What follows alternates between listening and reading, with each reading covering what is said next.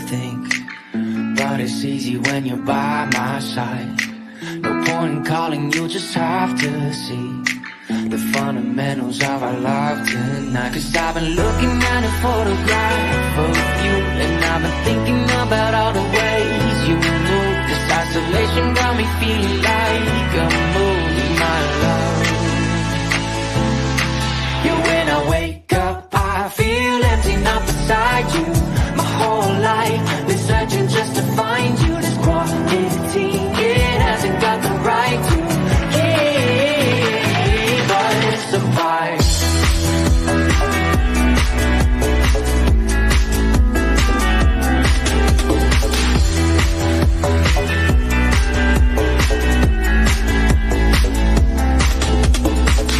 Killing time, we got nowhere to be.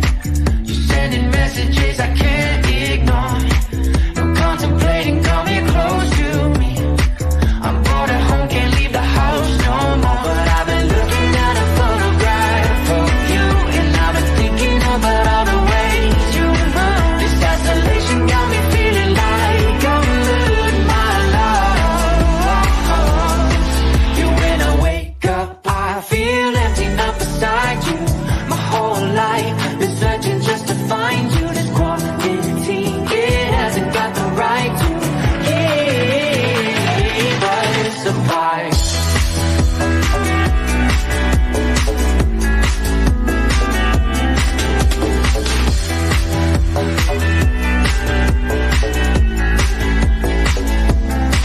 You, when I wake up, I feel empty, not beside you. My whole life been searching just to find you. This quality, it hasn't got the right to keep us apart.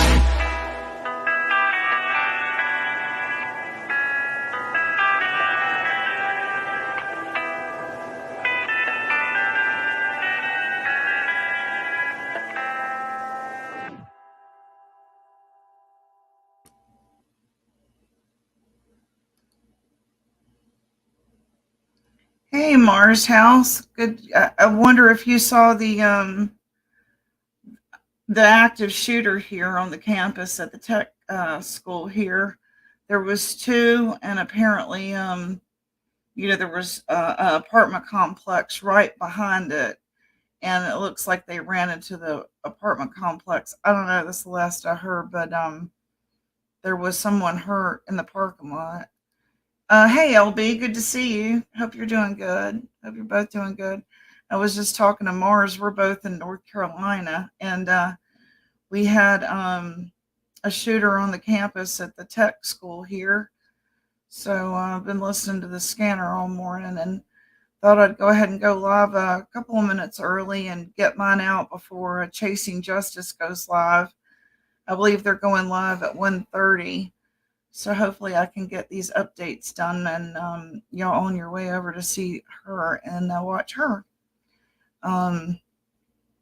There's a whole lot going on in the YouTube streets this week, and we'll touch on a little bit of that, but I'll leave that to the other channels for commentary.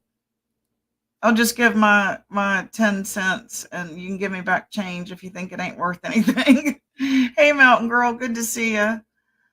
She said, "Oh no, I hope everyone is doing okay." Yeah, me too. When you hear my husband has a daughter that is an educator, but she actually stopped being an educator and became a photographer. That is a hobby that they shared. Thank God she did, because what drove her to do that was a on-campus shooting at the high school. And I'm glad that she made that decision, because it hasn't gotten any better. And that was, I want to say, 5 years ago. It hasn't gotten any better. So I'm glad that she changed careers. Yeah, I'll give you one of those. Let's see. Where's my little... How y'all doing tonight? Hope everybody's doing real good.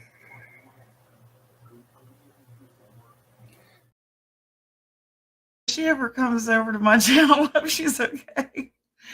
I mean, I use good photos, right? Yeah, I know. Me too. It sounded like there may have been one victim, but it wasn't. I don't know. We'll see. I don't even want to say if I know if it was serious or not. Then it turned out it was. So I'm gonna say I don't know. Do y'all have her channel? Who are we talking about? Chasing Justice or Candace? I can have a mod drop Chasing Justice's link, and Donna and Candace, they do have a channel and they have been active posting things and being on panels, so that's why they're in tomorrow's list of creators if you want to vote out. Monsters of Secret. Hey, good to see you. I like your little emoji there, avatar there. Okay, let's see. Let me go over here to my channel so I don't get sidetracked here. What all I wanted to go over.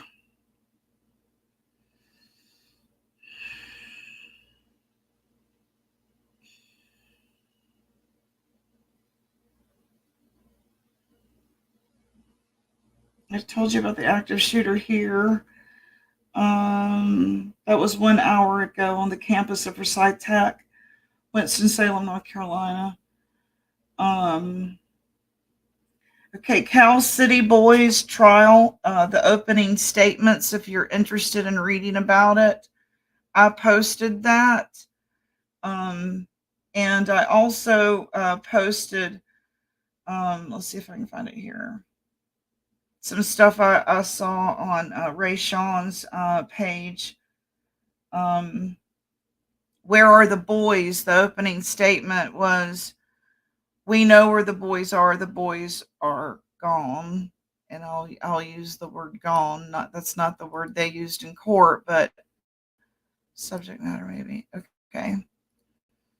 And the reason they know that, according to opening statements, you will read the older children told. I'll have them drop Chasing Justice's link here for you. If they don't, I'll do it for you. Give me just a second. Do you think us kicking Mama T out of the California acted like a voodoo doll? You know what? My husband said he thinks that she's been squatting in the hotel, and y'all might get to vote her out again.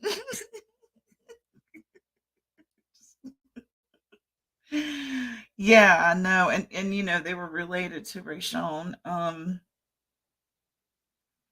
So the opening statements were that Trezell was with these boys at different times, and the older children gave their statements, and the older children's statements all were the same. One minute they were there, they heard a lot of rustling, fighting, and a thud, and then they weren't there anymore. And I want to ask you guys, do y'all think that the older boys are going to talk, and that's how they're going to solve Summer's case? Because this is what's solving the Cal City. They weren't counting on those older kids talking, and they're talking. They talked. And I was that way as a child. Everybody else was, don't talk about family secrets. I went and told. I went and blabbermouth. I even was nicknamed. Don't tell it around Cynthia. My high school, I'm a gossip. I tell it.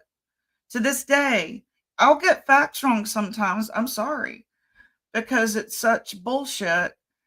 Things need to be told, right? It needs to be told. But the gist of the story is there. It might not have been daytime. It might have been afternoon. I might get stupid details wrong, but the gist of the story is there.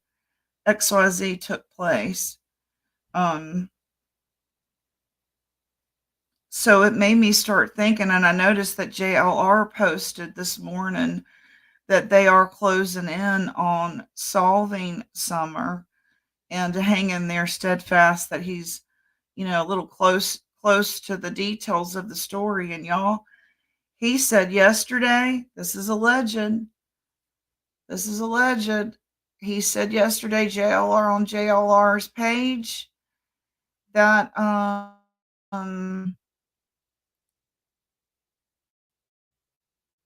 he just got pulled over for alcohol and drugs in his car. Or when they pulled him over, there was alcohol and drugs in his car in Don's. So if that's true, at what point in that town is this a habitual? Yeah, I do too. I wonder if that's why they said no more, right? And they're keeping them, sort of protected, But in this Cal City boys case, I shared on Twitter.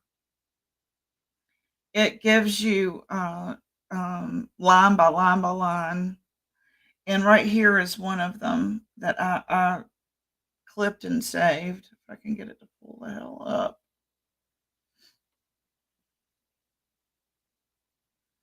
Okay, let's see if I can pull it up here. Because I want to read it verbatim, what they said in court here. So give me a little patience here. Was this it? This is it. Yep, this is it. KGET 17 News. An officer says all 4 children said the same exact thing. They all have the same story. This is Cal City boys. They haven't seen Orrin and Orson in weeks, the officer said. Trezell denies knowing where the kids are. He says, "This is your chance to come clean," another officer said to Trezell. That was what was brought up in opening statements. So there you go. When everybody says, well, there's no body, how do they know? How do they know? Because they have witnesses. They have witnesses. Witnesses are just as good, apparently.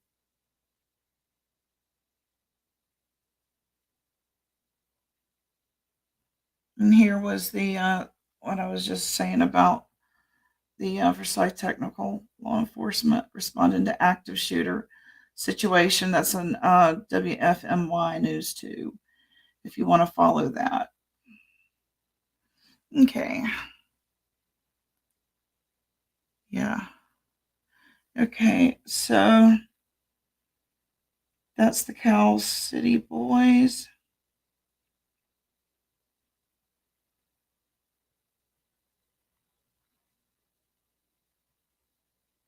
Hopefully y'all can see this.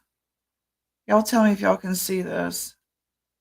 This is kind of my opinion of when Ernie was trying to help Mama T yesterday do the math. Can y'all see this?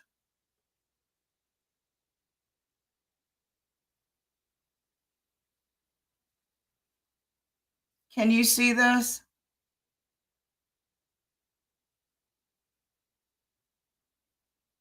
This is my impression of Ernie and traders trying to help Mama T do the math.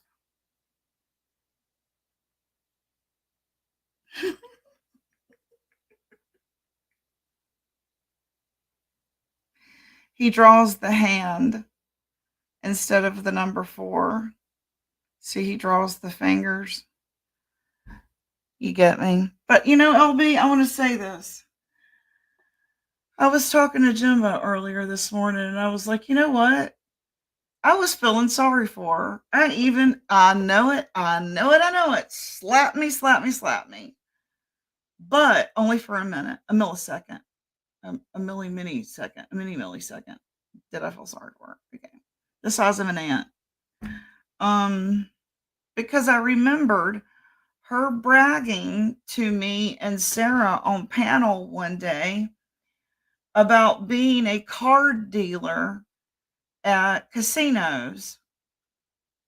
9 people in here watching. aren't card dealers really good at quick math? I've been to Vegas. Y'all have heard my stories. Ordering a pizza and whore. Y'all have heard my stories about Vegas. Well, you've got to be real good at quick math when you are a card dealer. Am I right? What's this? I don't know.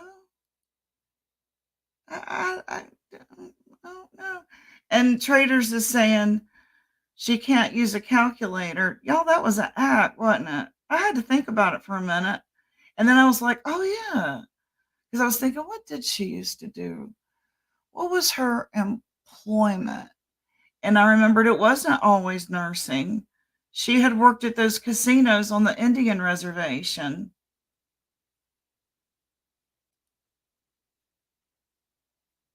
Oh, really? Thank you, LB.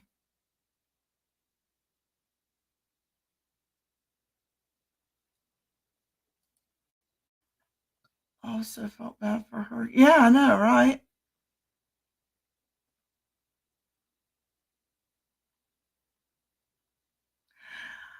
I wanted if he's not taking a nap, I wanted my husband to come in here and reenact this with me. You'll get a kick out of it. Yes, car dealers are usually geniuses. Come here for a second, honey. Do you look good or y'all all to hell? Here. Are y'all to hell? Yeah. No, they won't understand it. Just change your shirt. My shirt's clean. No, it doesn't look handsome. Let's see. We're usually genius. Yeah, all right. That might be why everybody goes to her to solve the problems in the family. Mama T's here. She's coughing. Can you stop? Okay, this was Ernie talking to Mama T yesterday. You got a chair? You can come around. Yeah, No, it's an act that I'm going to do. Don't tell me what I'm going to. Let me just do it, honey. Can y'all see him? No. You can see. You need to sit right here. Let me have a chair. Can y'all see him right here? Yeah, come closer. Yeah, that's good. That's good enough. Okay. This is him and her yesterday. All right. Please stop. So I'm Ernie and he's Mama T. Just say yes, Ernie. Okay. Yes, Ernie. Okay. So say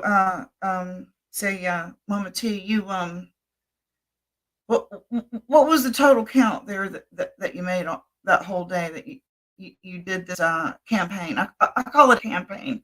We'll call it a campaign. She said, traders. No, I'm answering. Trader said it was 2,100 something. And then, hey, Alicia. And then he says to Mama T, so that's not counting the money from YouTube. Is that right, Mama T? That's right, Ernie. And say you still ain't got that money yet, right? No, Ernie. And you say you were able to get that in one day, right? Yes, Ernie. And you say like you were just live what, a couple hours? Yes, Ernie. And that's not counting all the money you got on the side, right? Yes, Ernie. So I just want you to know I forgive you.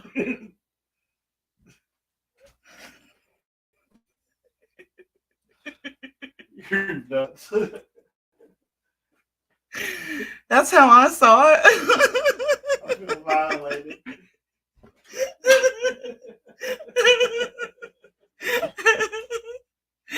It's like, how you doing? How you doing?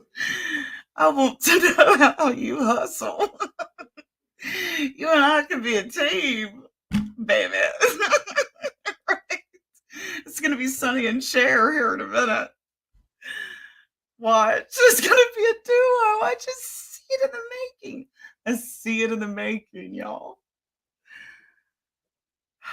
But Charlie built it and it came. Oh no, that was All Things in Life that did that yesterday. Pardon me. I hope this is a mature crowd because that wasn't a panic attack. And if it was, I hope someone scares the crap out of me every day if I was her. That was the most enjoyable sounding panic attack I ever did hear. Did y'all hear that? It was like, it sounded almost like Darling Nikki at the end of it. I thought, where's Prince at?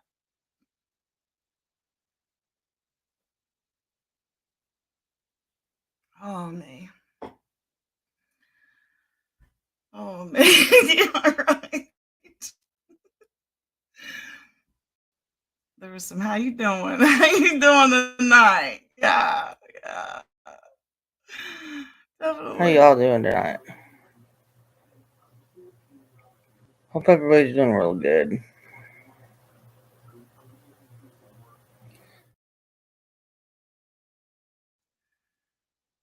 I could rearrange those words differently to give you my opinion of what I heard yesterday. I'll leave it clean. I'll leave it clean. Did y'all hear it? I was like, oh my gosh, what in the what? I had to turn it down so the neighbors didn't think, my goodness. I could rearrange these words and tell you what I thought I heard. Anyway, okay, moving along. Oh yeah, there was some I wanted to share with you guys here.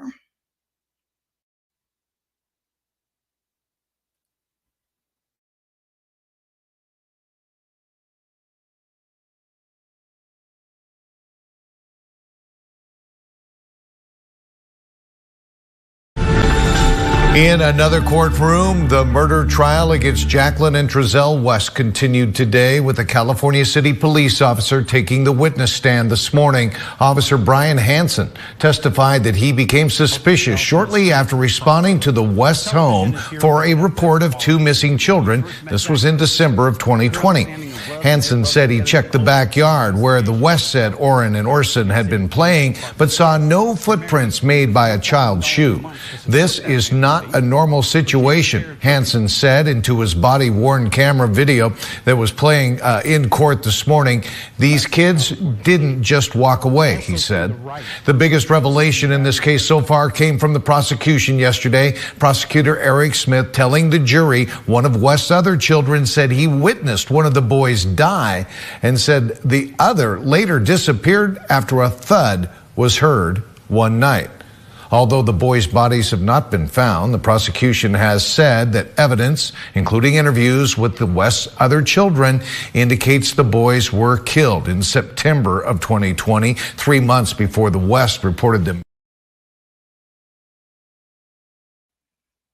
So there you go. Now we know what happened to the boys. Let's see. Need to find the clip. Yeah, I know. That's the one I want. I wish I'd had my thing in my bubble. And that was just the beginning. I thought, I know it, right?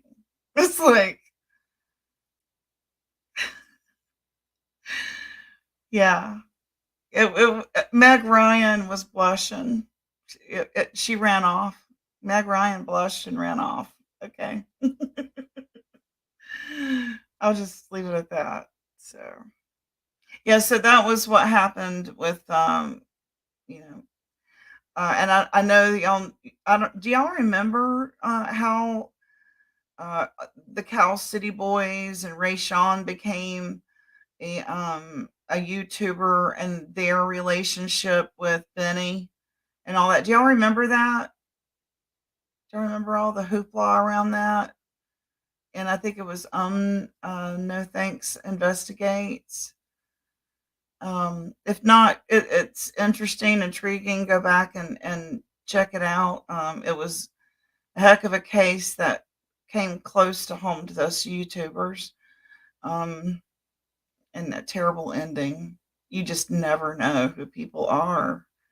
They can just seem so normal. And,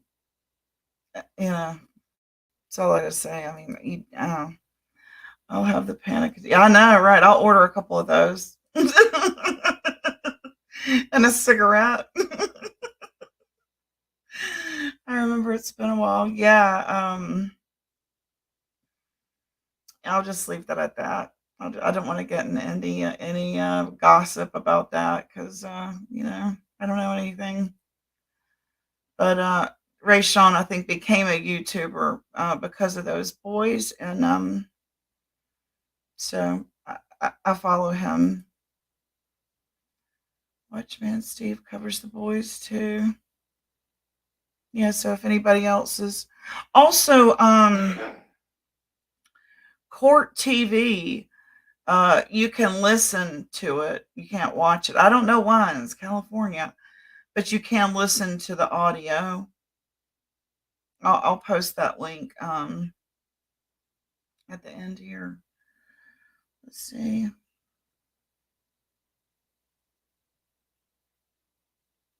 Okay, and then this was Shanquilla Robinson. She was Charlotte native, went to college here where I live. Came from an affluent family in Charlotte, went to Mexico with some friends and was beat to death, and by those friends, believe it or not. And here's an update on that. I'll just play it for you. Let's see right here. A video surfaced showing Robinson being brutally beaten during that trip. They've since filed an arrest warrant and have requested extradition for one American citizen identified as the aggressor, but so far, police haven't arrested anyone. Robinson's legal team is asking for the United States government to step in. WCNC Charlotte's Jesse Pierre shares more on the call for action. The family's legal team say they are meeting with White House officials next week, saying it is time that the U.S. steps up and steps in so the family can get the justice they deserve. From the streets of Charlotte to the street of Washington, D.C., the calls for justice and demands for the U.S. to take action in the case of Shanquilla Robinson continue.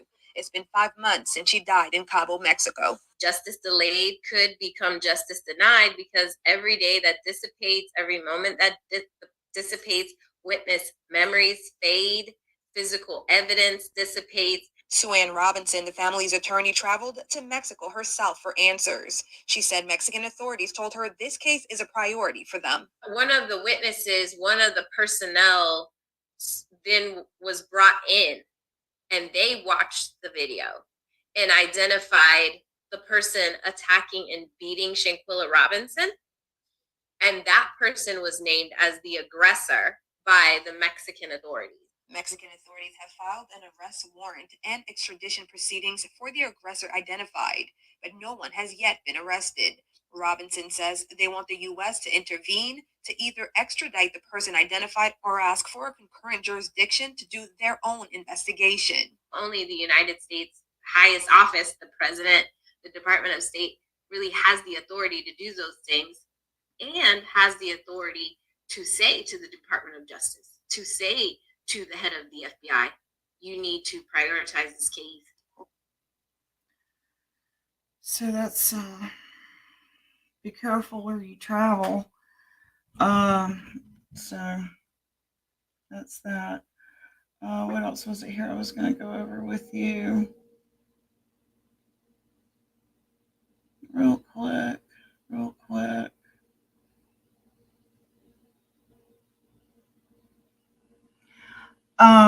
Let's see here. Is that the lady that, yes. Makes no sense. Hey, Chasing Justice, I'm going to wrap up quickly and get on over to watch you. I just wanted to give some case updates real quick and my funny commentary on what happened yesterday.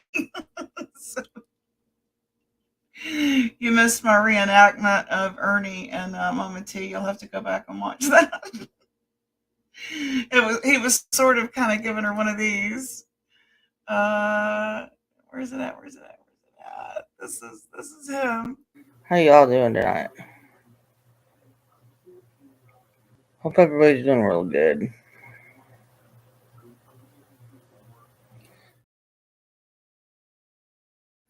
Now that he knows she can hustle. Yeah. He's like, how you doing? You got a couch, baby. Oh, can you drop your link, Chasing, for a Mountain Girl? She's wanting to sub up and come over and watch you. I think I gave you a blue dress. I hope so. Let me look. I modded her, didn't I?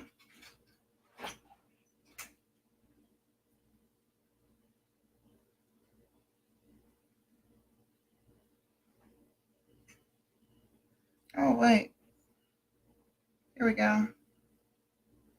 Yeah, if you could, drop it. Wait. Oh, here we go. Turn the volume off. I'm so stupid. It's here. Okay, so, did you, set the mod on this? Okay, I'll do it real quick.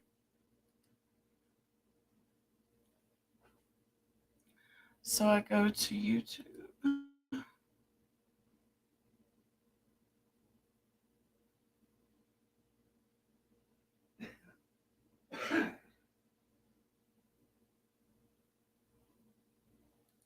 Hold on just 1 second. Let me fix this real quick.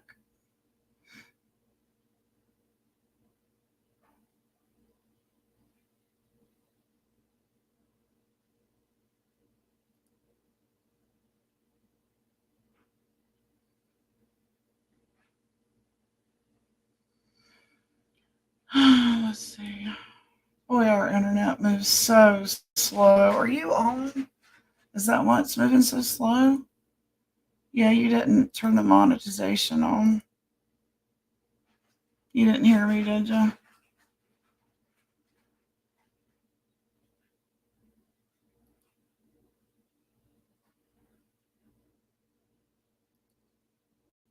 There it goes. I'm fashionably. Well, you missed a cute skit between me and my husband. You'll have to go back and watch it. Yeah, I know he won't let me do it again. Okay, thank you. I appreciate it.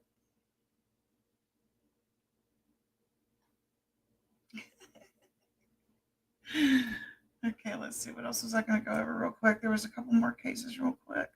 What was happening yesterday, I like to call, I don't know how many of you guys are like my age and you remember Reaganomics. Okay. Or just rewind it. Reaganomics, this is scamonomics. Okay, what they were teaching yesterday. I had my paper out. It was definitely scamonomics. That was, yeah. Thank you, Chasing. Appreciate that. There's the link. Hubby gets 1 grooming a day. He won't let me stroke him any more than that. Then it costs me. You're welcome. Excuse me.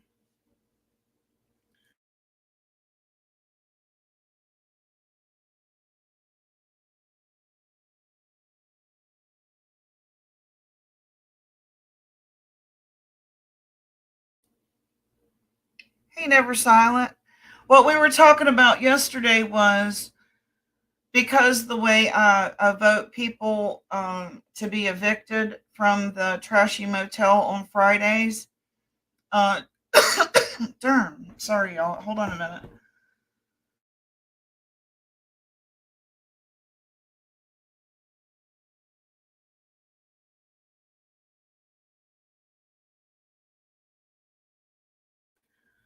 Because the same person was a nuisance again this week, my husband says to just say that she broke in and squatted so that we can vote her out again. Damn it, if she didn't come through the window and she's back. So we're going to vote her out again. Well, it's up to you. I mean, the list, you might want Molly Golightly. You might want Jim Terry. Or you might want Mama to take. Okay, so, yeah. So there you go. There we go. Yeah. That was funny. She's in there squatting. Oh, me, y'all. Okay, so let me go back here and get back on track. Silly. Let's see here. Okay, so I wanted to go over that case, and there was another case real quick that I know everyone was asking me about. That was the Cal City update that I just showed you. And then there was this real quick I wanted to, is it here?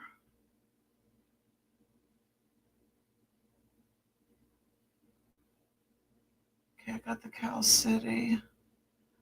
This one. Sarah Wandra, the woman charged with failing to notify authorities of a dead body in the case of missing 5-year-old Michael Vaughn, has now been found mentally fit to proceed. A judge will sign an order to bring her back to the Payette County Jail. Wandra had been at the state hospital in Blackfoot on a mental hold since November, shortly after she was arrested. Michael Vaughn went missing back in July of 2021 from in front of his Fruitland home. His body has not been found. Wandra is expected to be back in court next month for a plea hearing.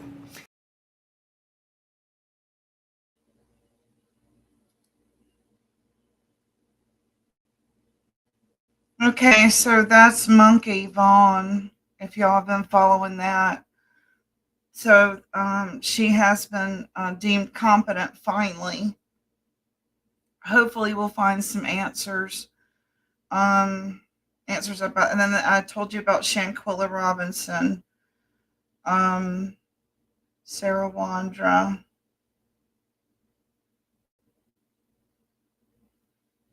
Okay, then there was something that I wanted to go over, hopefully to benefit those who did give. And truth, yeah, it's been rough. My daughter hasn't. Oh, I'm so sorry. So sorry. I think she definitely knows. Oh, yeah. I think that whatever she saw sent her into psychosis. Totally, I think. One thing that I wanted to go over, I wanted to do this yesterday, but so much unfolded. It was like, all these cases are on, and then all this crap in the streets. So I wanted to be an observer and get my notes together. But when I see, when I was in the Tigers with Coach Lover, i.e. Kimberly, and D Boss, and I knew them then as pretty tender-hearted, naive, sheltered women. And when I say that, I mean it in the kindest way.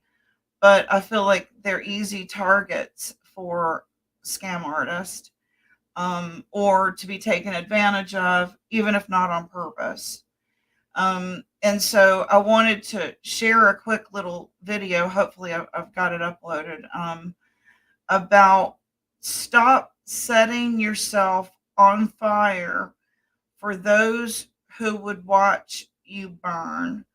That's Lance McDonald, a quote by her. And we're going to watch her in just 1 second. And the title of the video is called Stop Begging for Love by Lance McDonald. And it's for individuals that feel like they have to buy friendships. I've shared it on my community wall. It's just a little 10-minute video. Let me ask if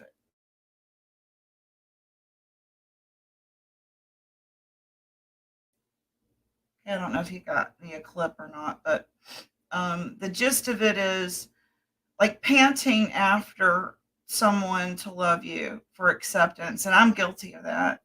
I'm a codependent personality, and being the baby of 5, I feel lost if I don't have, a person to sort of gravitate to.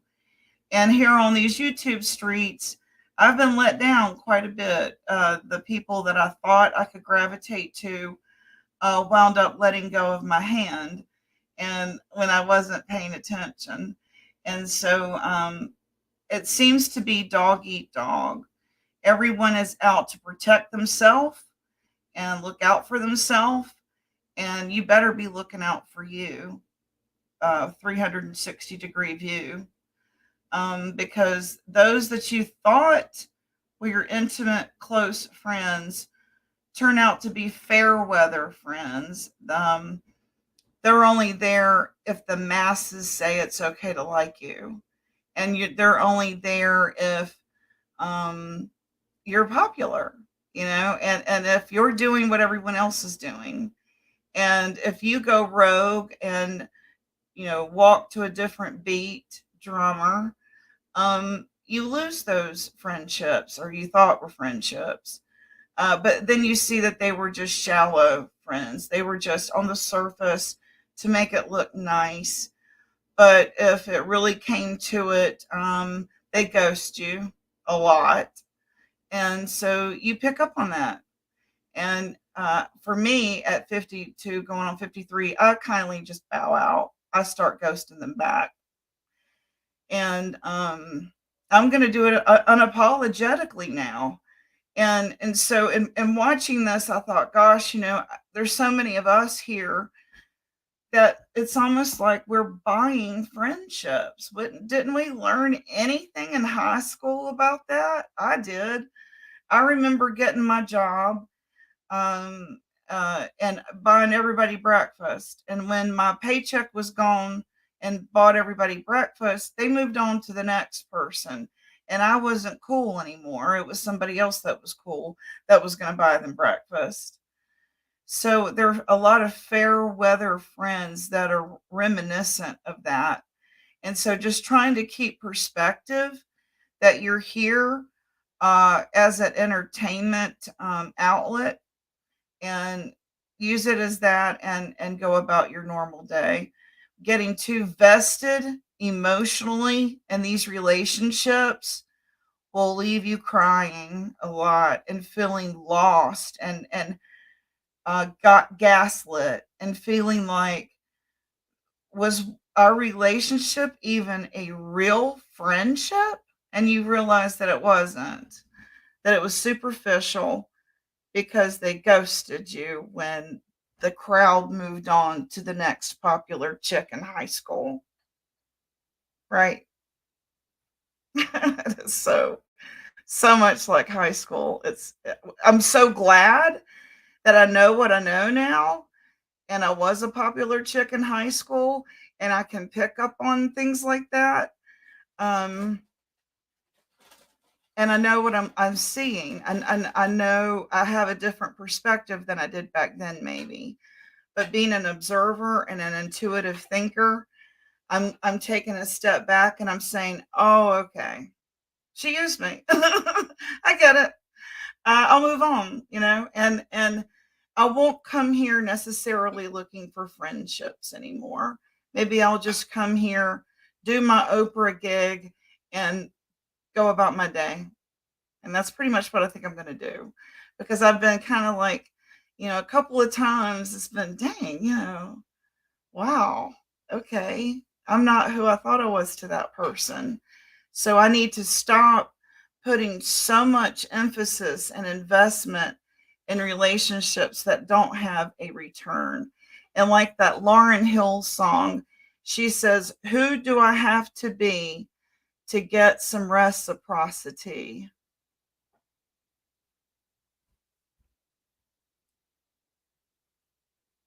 I hate when these people poke their nose in good people's lives. Yeah.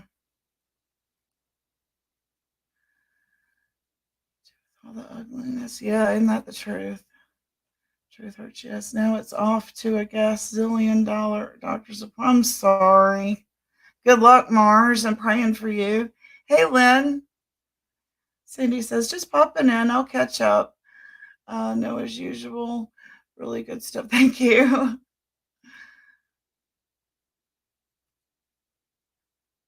Hey, Lisa. Good to see you.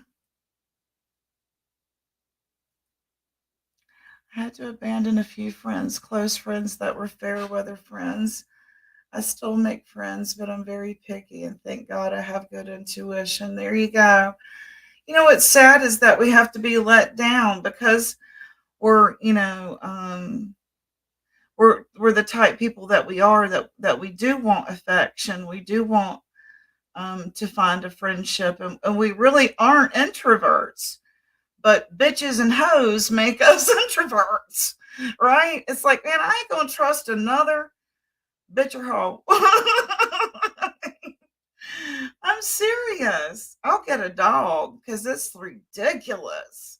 If they ain't trying to steal my husband or take my job or tell all my damn secrets, it's like, what, I don't know. I'll pick up a book. I'll read a book. After the first visit, I kept thinking, on your situation, they did close my case today, but it's just the aggravation. I'm sorry. I think Gypsy, they are up to Wake Forest. I so hate going up there. Do you? Up here to me? I'll come see you if you're coming to Wake Forest. Hey, I'd come see you if you're coming here.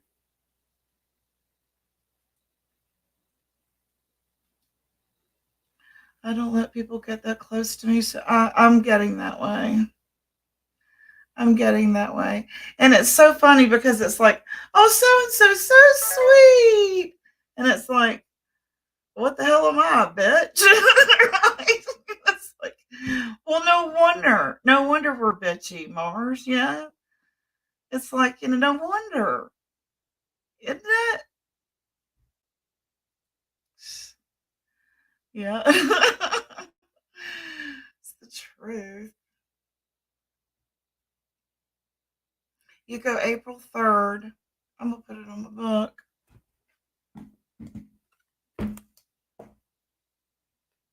Ken.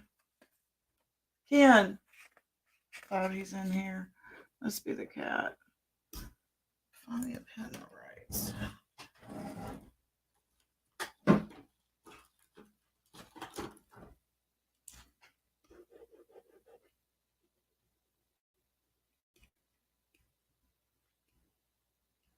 Let me know. You've got my my digits, don't you? And my information.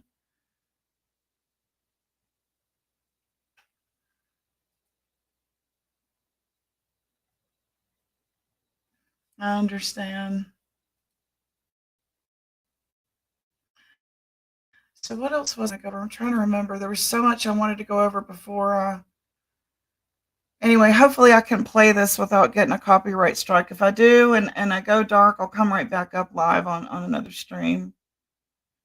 Or stop setting yourself on fire for people who will just watch you burn. Stop setting yourself on fire for people who will just watch you burn. Stop setting yourself on fire for people who will just watch you burn.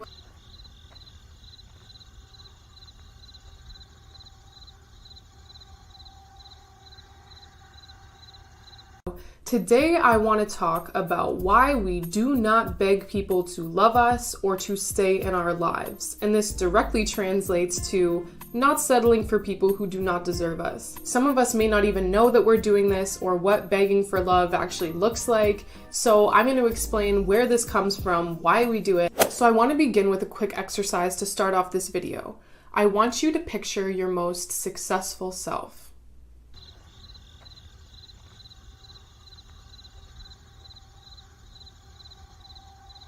Where do you live? What are you doing? How do you carry yourself? What do you look like? How do people treat you?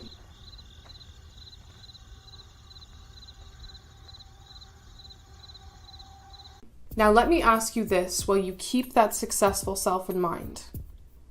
Does the person you're with bring out the best version of you?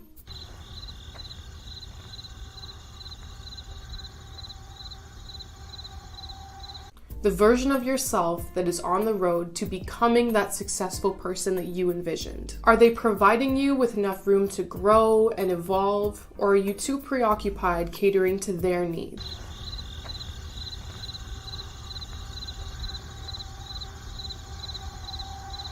Do you have to dim your light to make them feel secure? See, this is the thing about relationships. Sometimes we forget why we're in them or how they serve us. We get so caught up in the cycles, the day-to-day routines, the short-term pleasures of feeling validated and loved and sexy and having company, and then the next thing happens and we're wondering how to put the pieces back together. So instead of looking at the situation for what it is, that you're settling for somebody that doesn't appreciate you, they don't deserve you, they don't know your value. They don't add anything to your life that you couldn't already do for yourself. Instead, you think the weight is on your shoulders to make it better.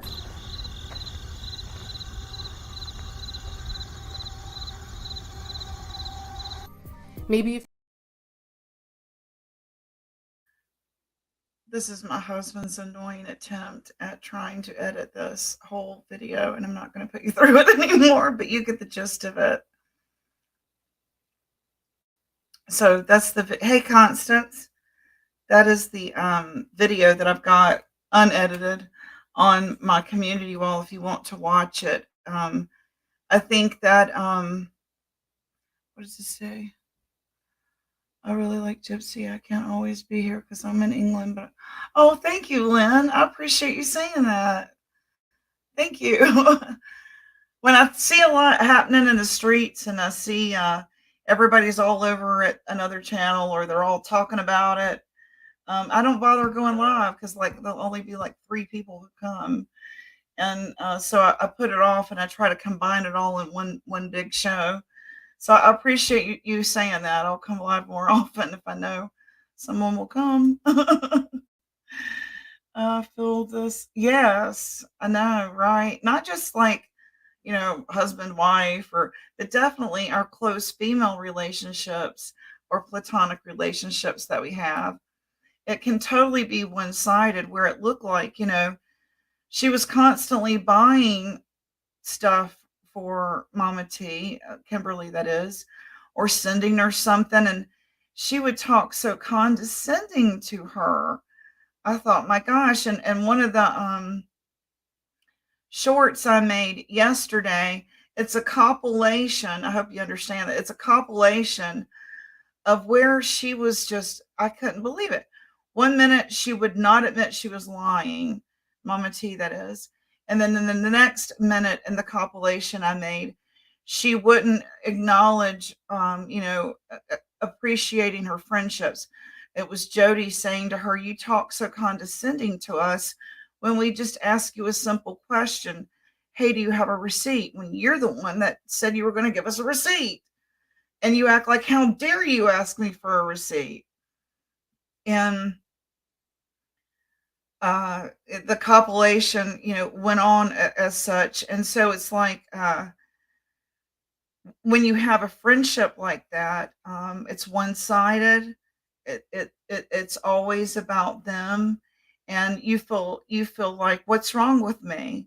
And the video is sort of helping you not pant after that relationship, because it's not you. It's not even about you.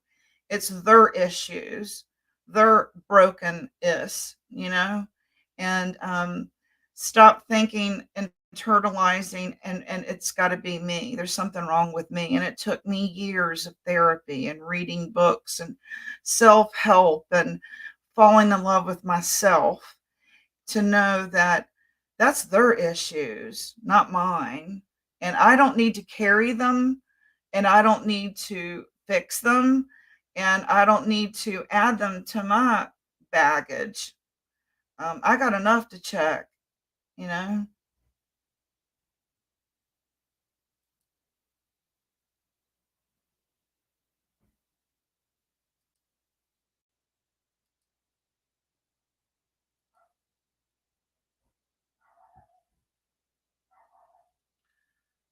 Yes, she talk so condescending.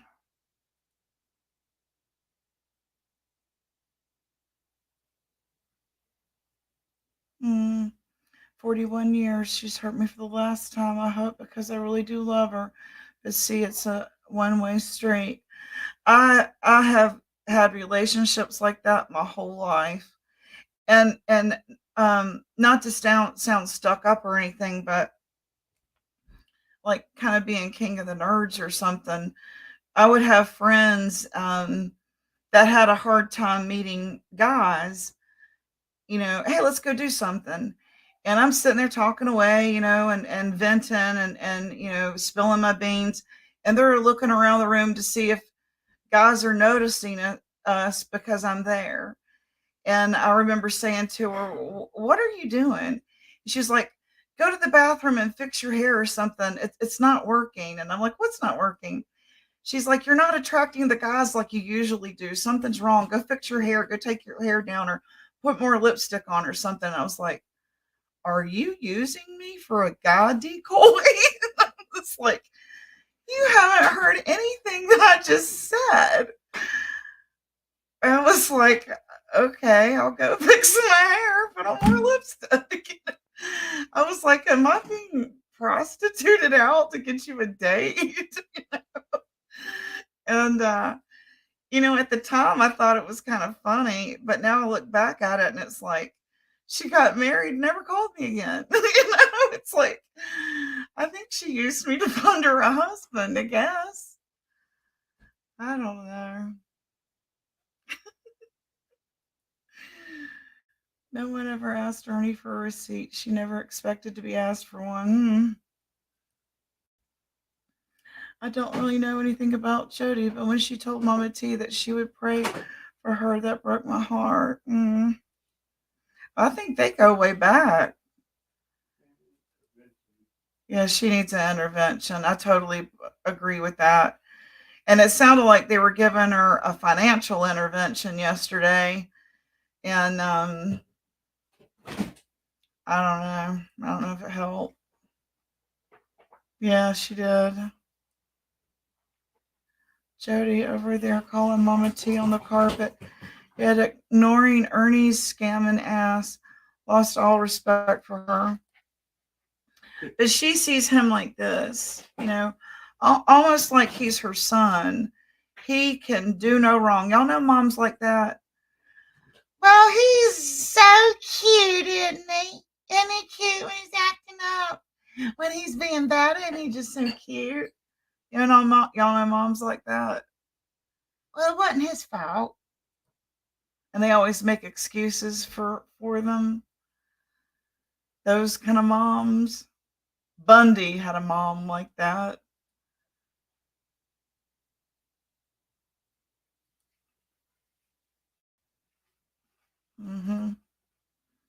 It's just like me trying to find her help I offered.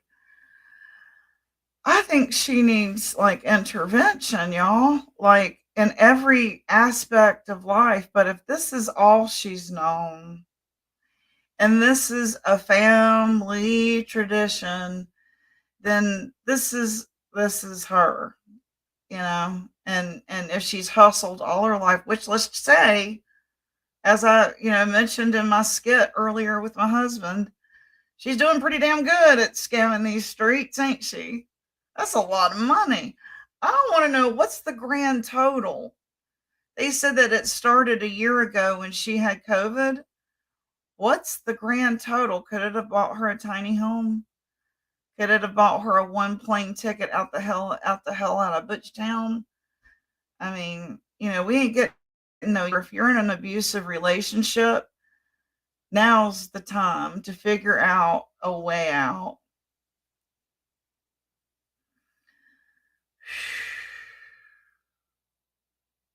I'm going looking for a kudzu patch today. Just kidding. Yes, and best believe I brought it up to her many times and that she didn't want help. She wanted money. That's because she's an addict.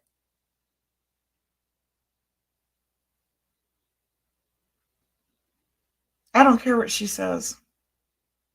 She's not an authority on any damn thing in my book. I don't care what she says. I know what a crackhead looks like. I know what a crackhead sounds like. I know what a crackhead does. They beg for money round the clock all the time from everybody. And they sound like, I did the math and counted the Bic lighters in the room. I don't care what she says. She's not an authority on a damn thing in my book.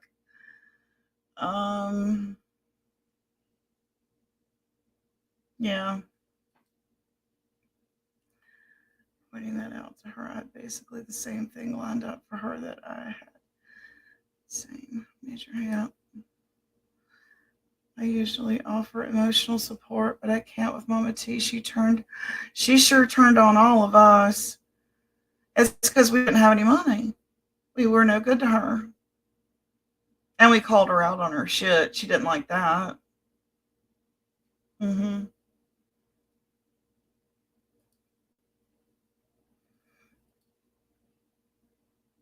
I'll put it this way. I'm going to spend as much money on the people here that they've spent on me. So, and I'm going to give them as much support as they've given my channel. I still believe that Mama T can come back from this. She would have to start from the beginning and be 100% honest, no matter how ugly the truth is. Her family would buy her a ticket out of Butchtown. You think so? So she's addicted to Butch, basically. And she has a child with him, and so does her niece. Is that right?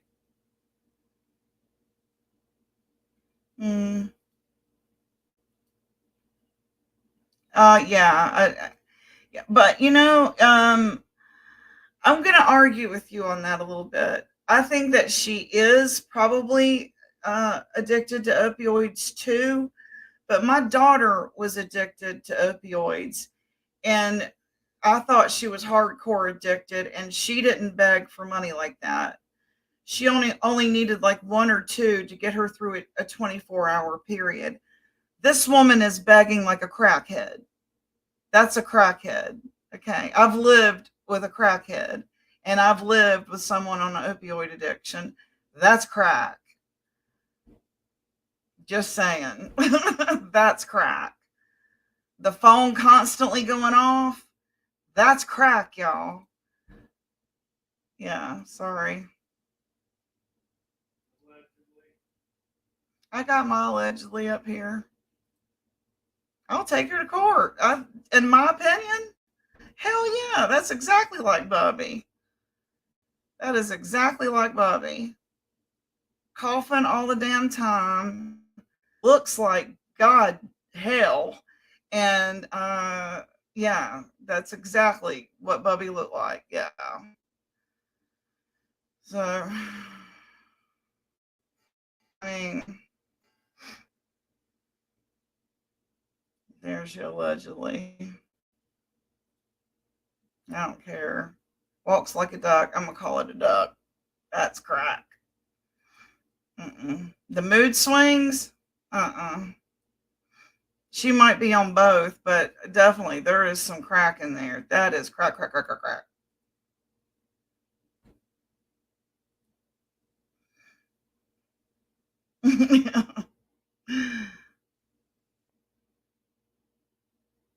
Oh yeah, I lived with one. I lived actually a couple of different times. Steve and Bubby. And they are because okay. The crack high is only so many minutes long. And once you've done it, it's like an adrenaline rush. You've got to go back and get more. And that's in like 30 minutes. You got another 20, you got another 20, and then you're calling somebody, you got another 20. Hey, you got 20. Hey, yeah. That is crack, y'all. I lived with a couple of crackheads in my time when I was a loser. I always wondered about the phone. Oh, hell yeah. Yeah. I lived it. Not for long. Yeah. Okay. That's why Mama T don't show her face. Cause she, uh-huh. That is exactly what it is. Y'all, she was very pretty. Very, very pretty. Could be again. Could be, it wouldn't take her long at all. I got off. I looked horrible. If you saw some of the photos, I looked horrible. And because I'm vain is why I was only off on the bullshit about a year. Not smoking crack. My boyfriends did that. I tried it a couple of times, but my thing was more weed. I wanted to mellow. I was already hyper because I've already got ADHD, and I don't get it. To me, it was like drinking a lot of very, very strong coffee. And then the taste was horrible. The smell was horrible, but I looked horrible. And that was enough for me. Okay, I'll never touch that crap again. You go and do your thing and I'll do my thing, but never the twain shall meet, and don't judge me because I smoke weed, and I won't judge you because you do that, but I'm not going to partake in it because I'm too vain. Yes, right there. $20 for a 30-minute high. Yep. Yeah, I know what you mean there. Well, hell, get him on the phone. How much do you want? How much do you want? Finish the classes for the day. I need. Oh, okay. All right. So, okay. All right. We'll head on over then. I'll learn on YouTube and not him. He is not allowed to talk to me about cases. Okay. Well, shoot, we need something like that, and that is definitely what's going on. And I think that it's a family tradition, not to make fun of the song or anything, or to be cheeky. That's totally a cycle, and what is she, 46? Is that what somebody said? This just might be the best we're going to see out of someone that's seasoned. You're in your 20s, you're in your 30s, you can change your lifestyle. You can break away from that family, move to a different town, assume another identity, and go on with life. But 46 and you're enmeshed with this family. You got your phone is under this one's name, your car's under this one's name, your hotel room's under that one's name, your mail ain't even,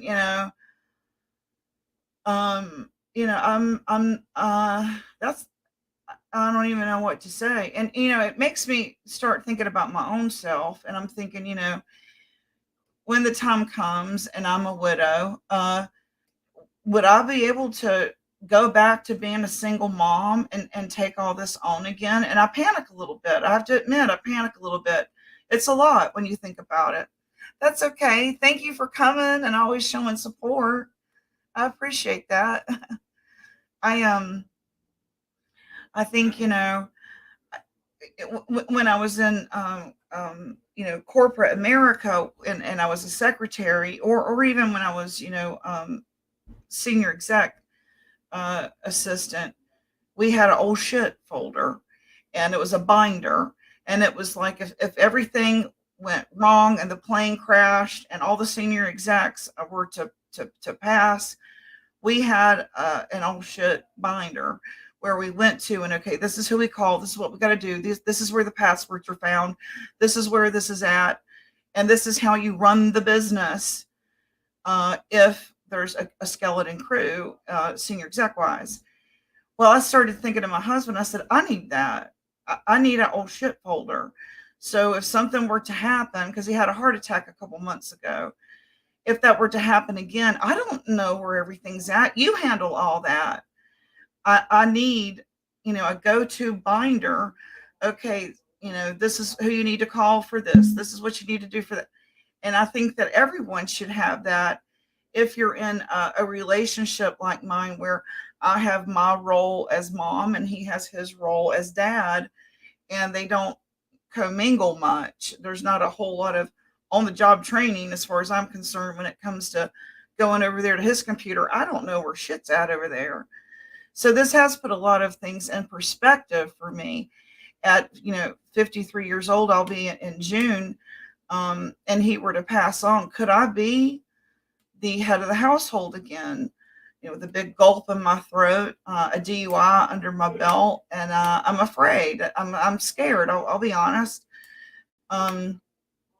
So I could see where someone that is under active addiction would opt to hide from those responsibilities. But also, like, I think that she may be running from those responsibilities for similar reasons I do. There's some arrested development. Being assaulted when you're a young child, your brain and your frontal lobe, the whole makeup of your brain on an MRI scan has changed forever. From the date of trauma to now, your brain has changed.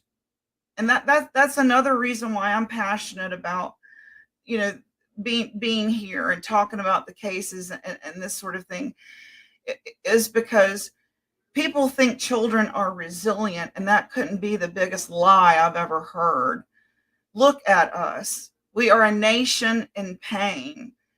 All this trauma, drama, abuse has left residual. So I think that when women or men have some arrested development, they shy away from adult responsibilities, paying bills, knowing where to find that bill, keeping up with the bill, knowing your account number, you know, little things like that. And at times when she was being questioned, you could even hear it in her voice. She got small. She got little again, and she sounded like a little girl when she answered, no, yes, maybe. And it sounded childlike. Well, that is arrested development right there. So, but then, you know, then there was my husband and I talking. It was like, don't you remember she said she was a card dealer at a casino on an Indian reservation? And I was like, oh yeah. Well, don't they know math quick on the fly? Yeah. Then that ain't arrested development. So there you go.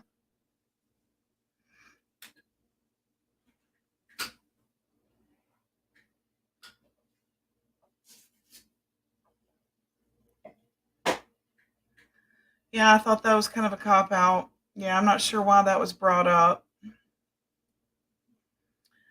Other than, I don't know. I don't know where he was going with that, other than maybe just trying to show some empathy. I'm not real sure.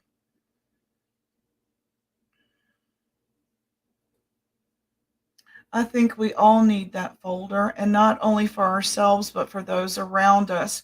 Because if something happens, family can't always function to do the little things. Absolutely. And I even think, you know, what if he and I were in a car accident? What would my oldest child step in and do? You know?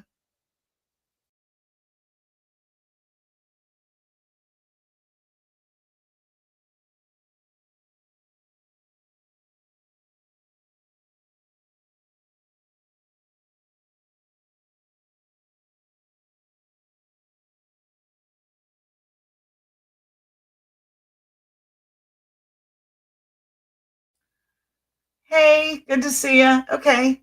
Have a great shower. uh, let's see.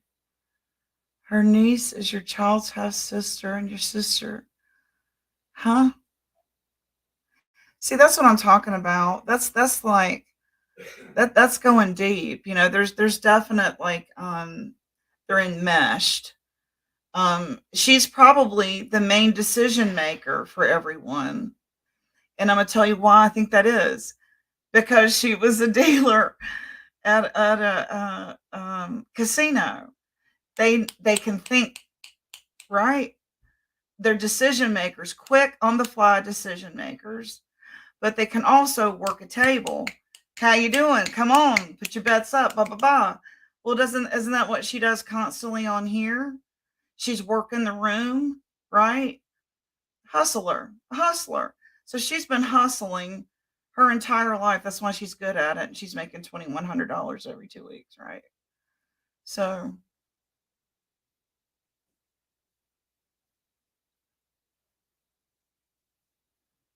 right. Didn't want to mix in drama. Right. I don't even know what to say about that.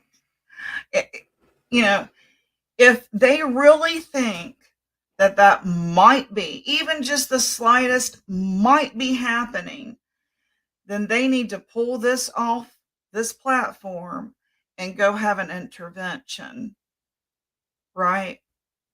That they need to go have a real intervention. If you are a real human and you care about this other human being, then that's what you should be doing. And that makes me think it's not that imminent of a problem, or this would have been handled off platform where they could say, I've got your sister on the line, I've got your stepmom on the line, and we all kind of think that you need to get some help, right? I thought that was why they brought Ernie in, or why Ernie was there. I thought it was kind of going that way toward intervention, and then it became a free for all. But in my opinion, that's it needs to be. My son called me. I'm back. Okay. So those are sort of my thoughts, and you shouldn't feel like you have to buy a friendship or continue to always be the giver and be so desperate for affection that you take it at a cost, at any cost, at self-respect, cost of self-respect, cost of self-love. When it makes you feel dirty or bad about yourself, don't do it. Don't do it. And you feel used, or gee, she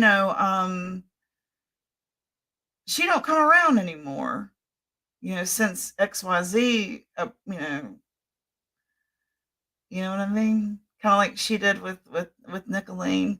Like, she was the cool girl in high school and we were all just the nerd squad, and she didn't need us nerd squads anymore. Kind of like that, wasn't it? She wasn't going to come sit at our table anymore. I just went through 2.5 months of my family not being able to function because I wasn't here. It sucked because I got calls one after another when I was supposed to be recuperating. That's rough. And that's another reason for teaching independence and not codependence. I got bad about, well, here, I'll just do it for you. And you can't be that way. You've got to let them make their mistakes, let them fry the egg too long, and then they'll know don't always use high for everything. Sometimes you have to cook something slow and steady. And high doesn't mean you want it right now. I remember trying to fry pork chops on high when I was a teenager, and I couldn't understand why didn't it fry it immediately. Isn't that what high meant? No. Anyway, so yeah, to me, it's just sort of like learning the old rule of fair weather friendships, right? That comment was in reference to Never Silent comment up above about the folder. Oh yeah, that's where I was going to go.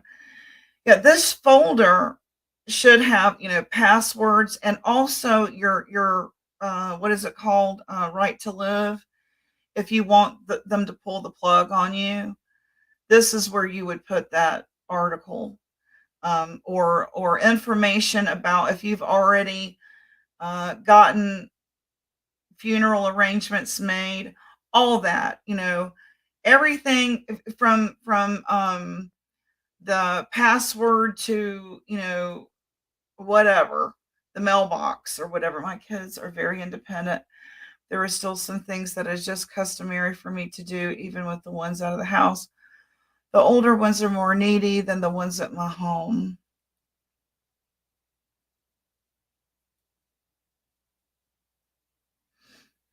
Um, that's true. I remember when I was in sales and I traveled quite a bit, and my daughter, when I had my home office, I had the office at headquarters and I had the office out of my home.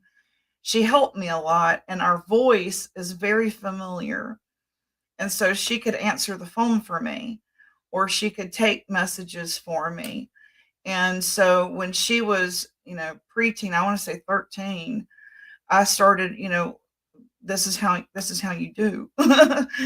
And so when you get to be old enough, you know how to present yourself with the proper decorum, and you know how to be, how to be. I don't know how else to say it.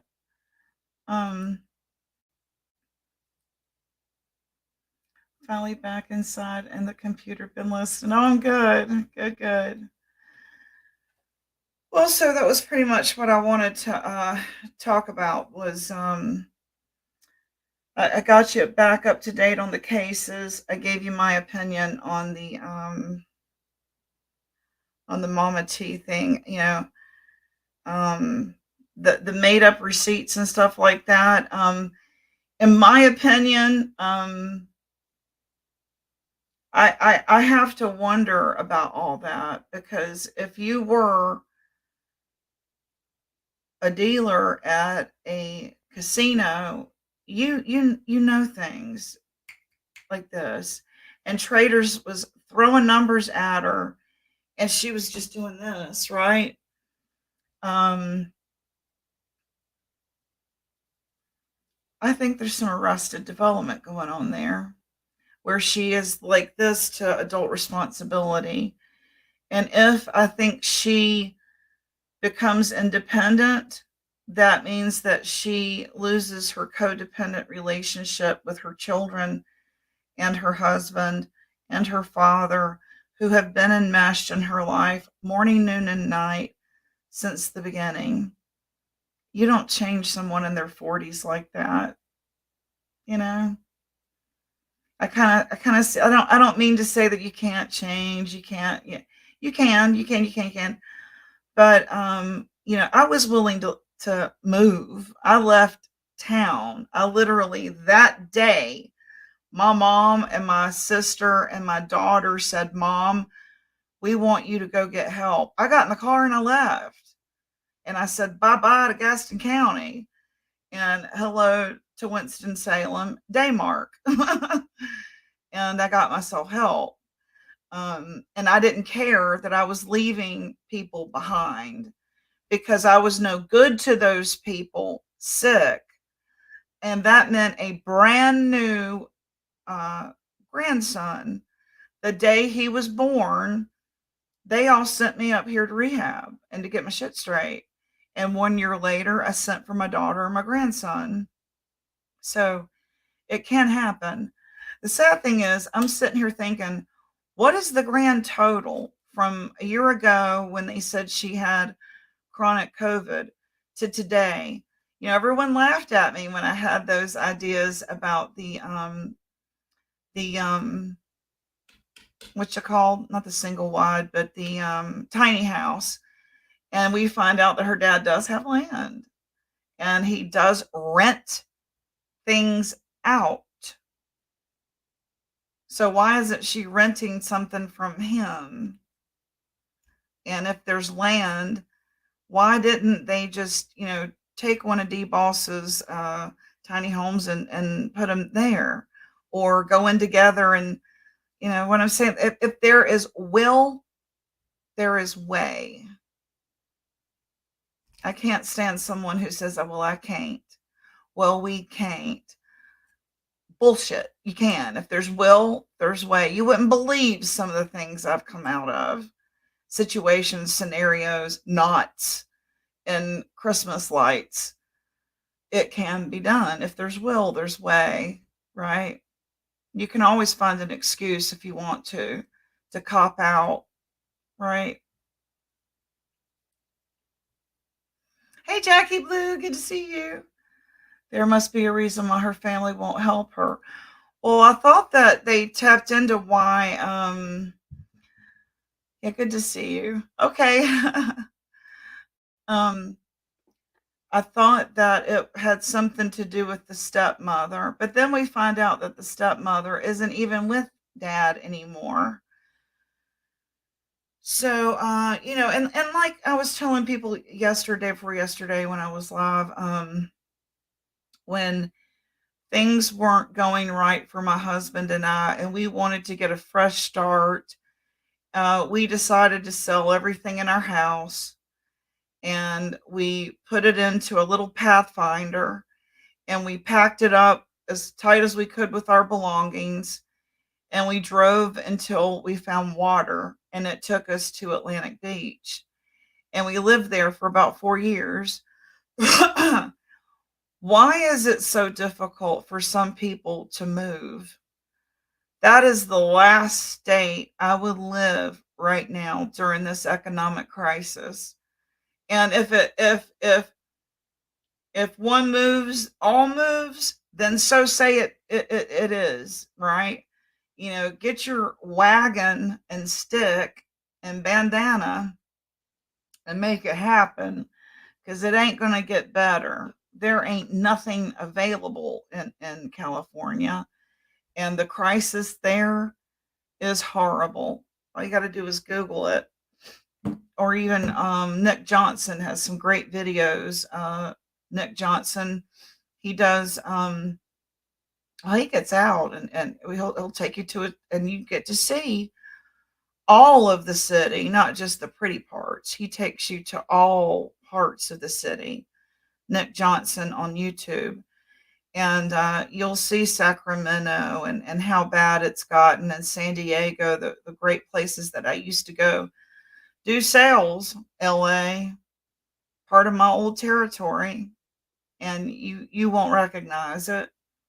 So all that money, could it have relocated her to a nice town somewhere else where they could have been,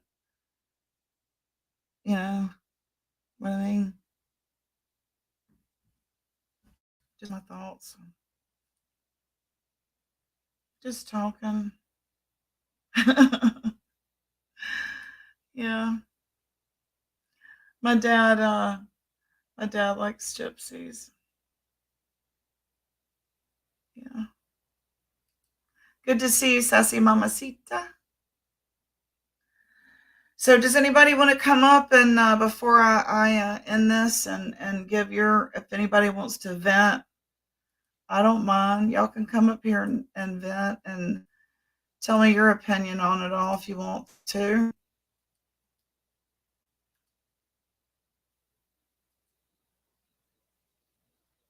It's so funny, Mars, to sit back and watch as an observer when you're ghosted and then you start to ghost them.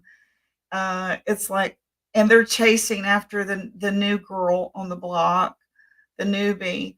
It's like, it's so obvious when you sit back and you observe and you take your emotion out of it. It's like, I hope I never act like that. Please like me, please like me, please like me. I'll come to every single live you've got, and I'll be I'll be rah. And then the new girl comes on the block, and then they're gone over there. Hey, love you.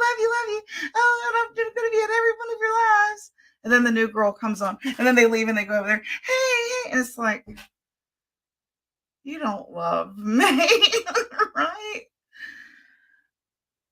What did they used to call them in the groupies? Like groupies, right? Give me a break.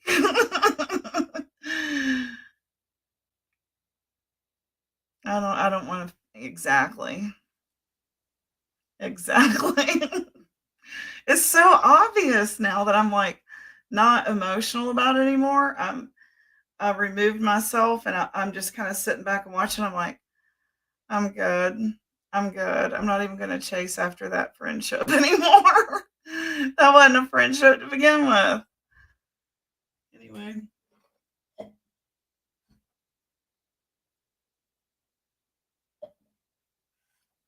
Sometimes it takes a smack in the face, though, right?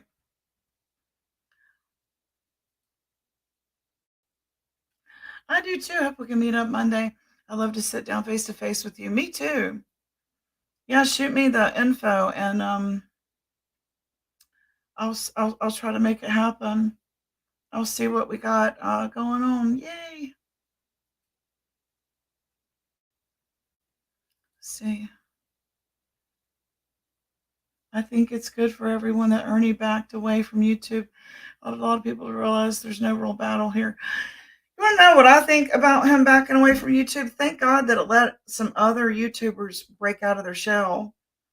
I think there were so many of us shying away from going live because he was always live. And that's where everybody was, right? And him stepping away, it gave other people opportunities like Never Silent or there's some others, that we really got to start watching. We didn't really get to watch because he was taking up all the, all the attention. Not Monday. I'm sure I'll be going up there a lot. Okay, definitely. Well, hell, I'm like right here in town.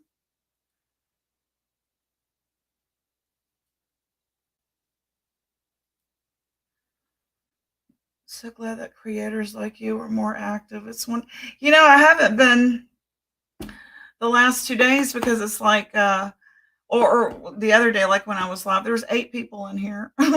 Like now there's 18. But you go see a hootenanny and there's 150, but they say they don't like drama. But yet you go and you're like, okay, why isn't anybody over here? And you go see, oh, well, they're in the watch party watching that. It's like, whatever. Not me. I cooked, did my nails, dyed my hair. And then I went back and watched, other people's clips of it and clipped some of my own. Because I want to watch other people that I don't mean to put anybody down or anything, but I have to have brain food. Y'all, I have to have some brain food. I can only watch a hootenanny for so long, and then it's like, okay, let's talk about what's really going on in the world here. Let's talk about a case. Let's talk about something that's going to stimulate my mind and my thought process. Because so much hootenanny, I think, dummies us down.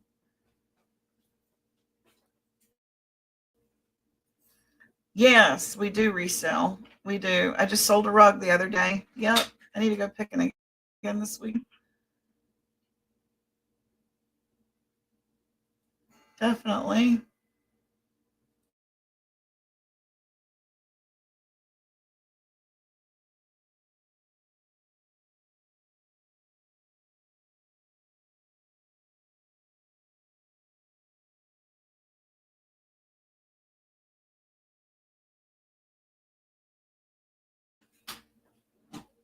I'll try to make more notice of you, Sandy.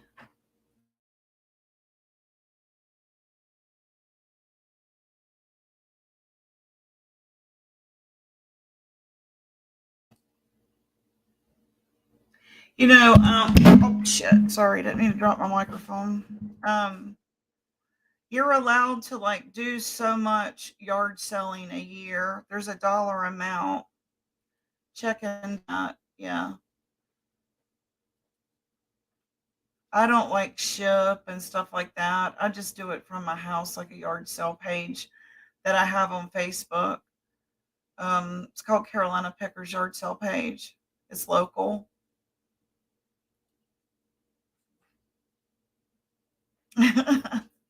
I get what you're saying though, Sandy. Always enjoy seeing you in chats. You seem to be logical, whereas so many people are not. Yeah, I love Sandy. I mean, a full-time income. Yeah. It could be. I'm telling you, it kept us afloat when I lost my cookies. And I wasn't able to work and form thoughts. It wasn't that bad, but it was therapeutic for me, redoing stuff and picking it and redoing it and then reselling it, and you see that you're making someone happy or you're fulfilling a need that they couldn't have afforded otherwise. It was therapeutic for me.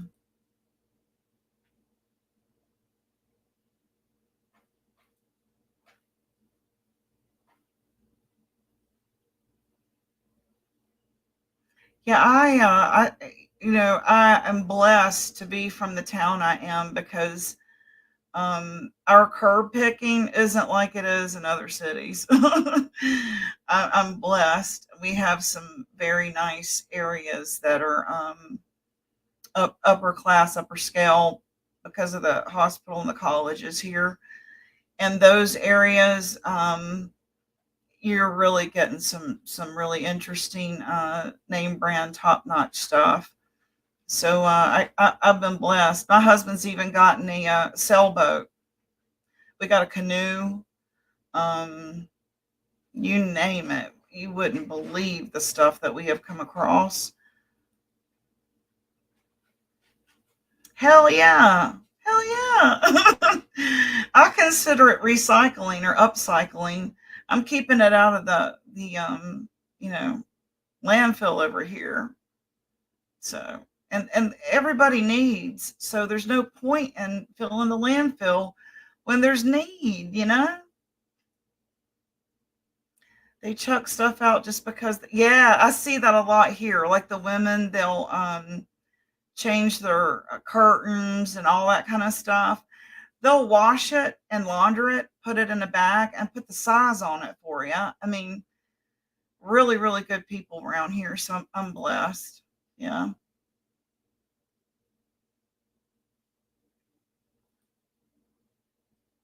I've been a picker all my life. Financial status never. Yeah, I was always a picker too. I mean, whether we've got money or not, is you never know what you're gonna find. Once in a lifetime stuff is right there. And a lot of times, like someone's passed away, and years and years worth of their life is there on the curb. And we went to one of the mansions over here, and they were a designer and interior decorator, and you saw all their plans and stuff and their what do you call it, their blueprints and all. And it was the coolest thing. You just never know what you're going to find, whether you resell it or not. I don't know, kind of educational. And I'm getting to know my city. I love my city. I love my people in my city. Everybody knows I'm a picker here and have been pretty much, let's see, ever since we became pickers after Charlie was born and I had heart failure. And I wanted to do something where I could carry him with us in the van. And my husband was recuperating from bladder cancer. And I remember we started doing it on Craigslist, and it would say on the curb or something like that. And we'd go get it, and either we used it. It said curb alert. That's what it said. It said curb alert. Or we'd resell it. So that's what we did. Yeah. We used to put the kids in the wagon and walk the street. That's so fun. Yeah, I know. Right. Yeah. I am too. I hate that. And we see so many people in need. There's, sometimes it's, oh yeah, if it's got cat hair on it, we keep walking. But sometimes, Mars, we're like, what the hell did they do? How did you get a mattress to look that bad? I want to know what they did to this furniture. I fished a broken but ornate broken chair out back the Salvation Army dumpster. Hell yeah. Something that Oprah did a show on. She said, free is good. And I try to tell myself that every time I go picking. Free is good, because I would be out thrift shopping, buying it anyway. So, might as well. What's the difference? What's the difference in it being outside on a curb as opposed to at Goodwill, and I'm buying it? It's absurd not to do it. Yeah, to me, it's like, you're crazy not to. Now, if we were like in Laura Ingalls days, you don't think they curb picked? Now, they brought home a rocking chair or two. They curb picked back in Laura Ingalls days.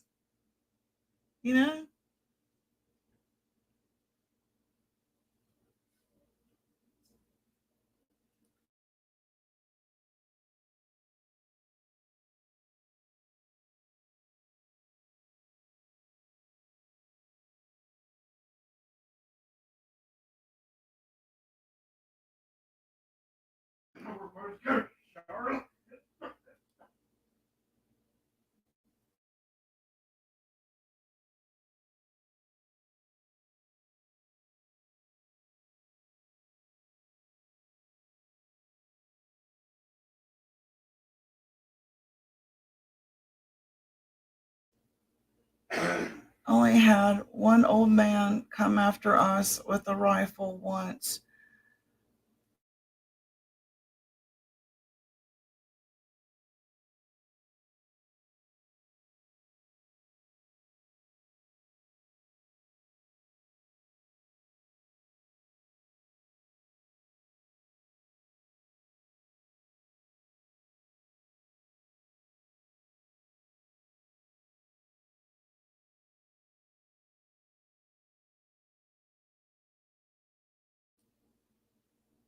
He said I should be able to come see you, Mars. Only thing I got to do is go renew my driver's license. So I should be able to see you. I need info. 80% of my wardrobe is second. Me too. You know what? I'm weird like that. I'd rather, because I cut my toe off, my big toe with the lawnmower years ago, I prefer shoes that are broken in because they don't hurt. When I've tried to buy brand new shoes, they hurt. And I can usually get a pair that side will fit.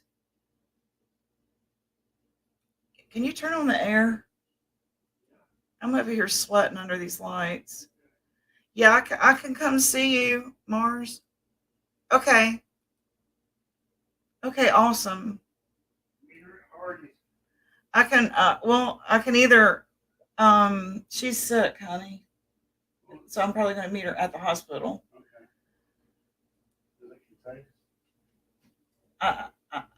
Awesome. I have to check what time the appointment is, let you know. Okay. There's like a Hardee's and a Grecian Corner and another deli that's open there on the corner if you want to meet there. She says my appointment is at 2:15. We can meet for coffee. Okay. Yeah, there's a Hardee's right there, right beside it. Can't miss it. Everybody meets at the Hardee's. Okay. I can move. I have my, okay. Okay, yeah, so just let me know what time you want to meet. Country Club Road, yes. I grew up on that road. I grew up on Country Club Road. Yep. Yep. Where you're going, my brother-in-law went to undergrad for his, he's a doctor, he's a medical doctor, and my nephew is a medical doctor. My nephew is a medical doctor in the emergency room in Brisbane, Australia. And my brother-in-law, he's retired now, but he was a doctor in Thailand for years, Bangkok, Thailand. Yeah.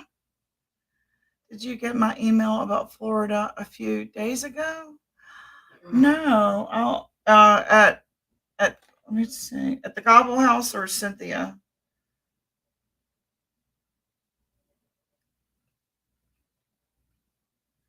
I just got a Cash App.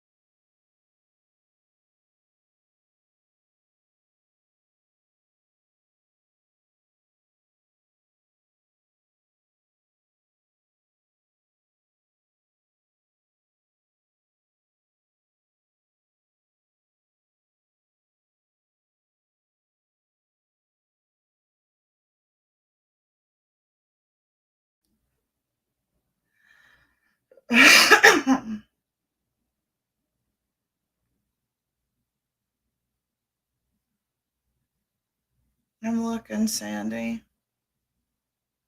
Can you look in the Gobble House, Ken? 2 emails from Sandy says. Hold on. See if it got sent over to. I don't have anything in Cynthia Gobble. No. Hold on.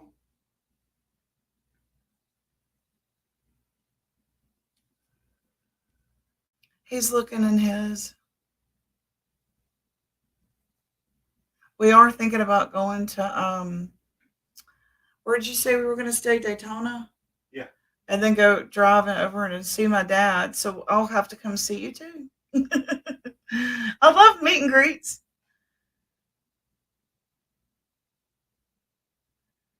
Yeah, I don't see anything from you, Sandy. Hold on, Cynthia. I'll check yours. He's checking his too. The microphone's in a way. Okay, and I'll tell Bob that we will ship his soap out. Is it too late to go in the mail today? I sent it to Cynthia Gobble at Gmail. Really? When did she send it? A couple of days ago.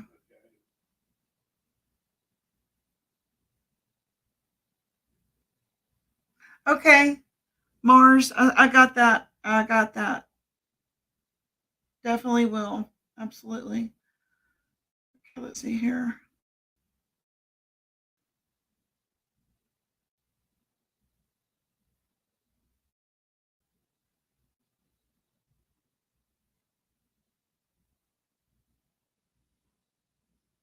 Let me add this to my.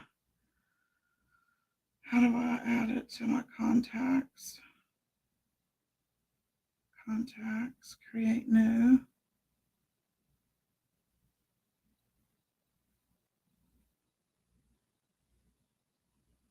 Mars.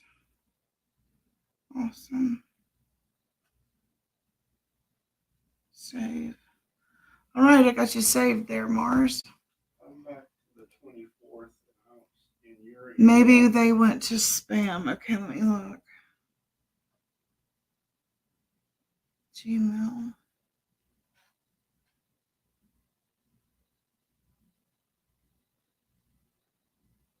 SK. Got it. Season. Went to you or me? It's in yours, but turn your microphone off.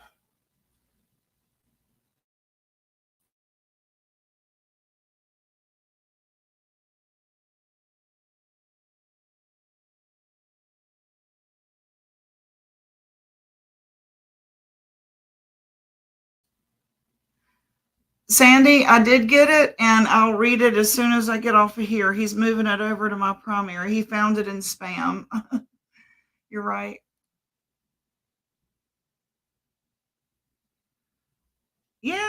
Yeah, we're gonna definitely do that.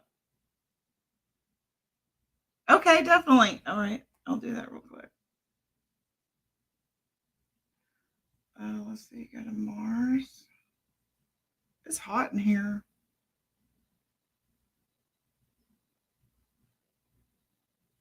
This is.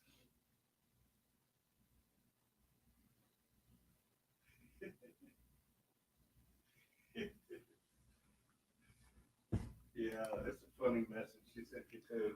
Not urgent. Thank you, Ken. Okay. Got some drink. If you tell Sandy, say it's okay, I'm married to a sailor. He said it's okay. I'm married to a sailor, and my mama was too. My dad was a sailor too. So my mom knew all the cuss words and then some. I'm sure a couple of them were made up. When I heard Ernie say "Otchkin" and I saw people joking about it, I was like, "Oh my god, my mom says that." My mom says "Otchkin" and she says "Metchkin." She's passed on now, but that's an Appalachia thing. It's not a speech impediment, like I thought. My mom has a speech impediment. She can't pronounce words right. That was an Appalachia thing. Let's see. I'm freezing, but I was up to 6 a.m. looking for the cream for my leg. Finally passed out and got back up at 10. There you go.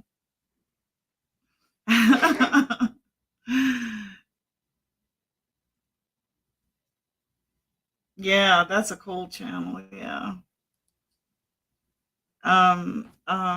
Ash and her sister are going to do some paranormal stuff, which I think is great. I like stuff like that. Anything different than the hoping and a hollering from a trailer park. Right? I mean, that was fun back when I lived in one.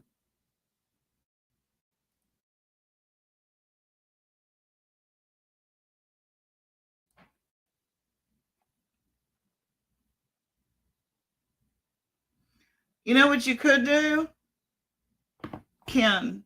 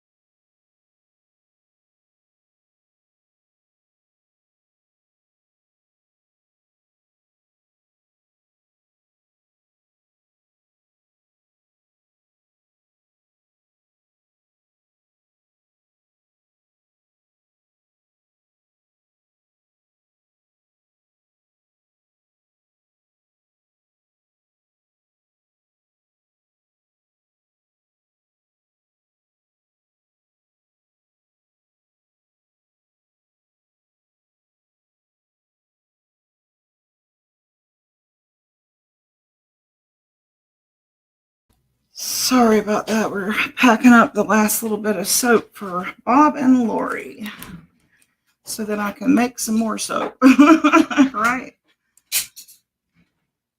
Not sure what kind I'm going to make this time. I had somebody give me a request. What was it? They wanted me to do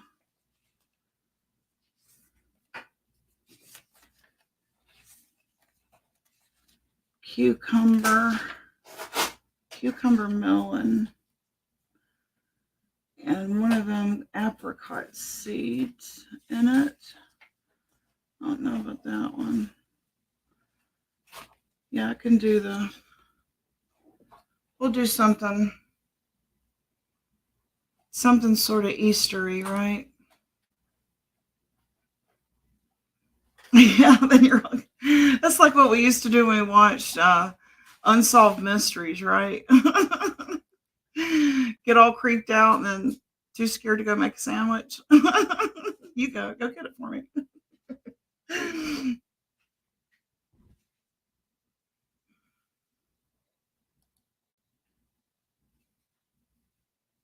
Should be cool. All right, well, I guess I'm gonna head on over to Chasing Justice, and hopefully the link is still here for you guys. She's gonna be doing a show about what happened yesterday. I think the name of her show is The Math Doesn't Add, so it should be pretty interesting. Some more commentary on what happened yesterday. All right, so tomorrow, if you want to vote Mama T out of the trashy mobile home, the trashy hotel again, that's fine, because I had feedback. So my husband said, we'll just say she broke in and squatted. So should be fun. All right, so Oh, tell them you're coming live from somewhere tomorrow. all right, Sandy, we'll see y'all later. Mars, you have a good afternoon, and I know I'll see you on the streets. Okay. Yeah, you'll have to watch our little skit there. You'll like it. Love you all. You'll have a good afternoon.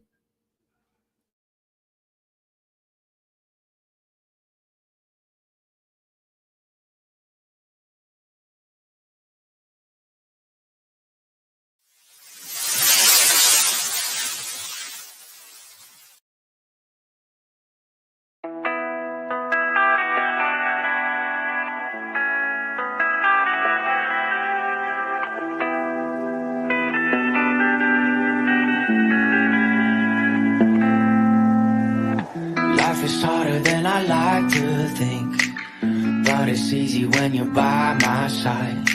No point in calling, you'll just have to see the fundamentals of our life tonight. Cause I've been looking at a photograph of you, and I've been thinking about all the ways you move. This isolation got me feeling like I'm losing my life.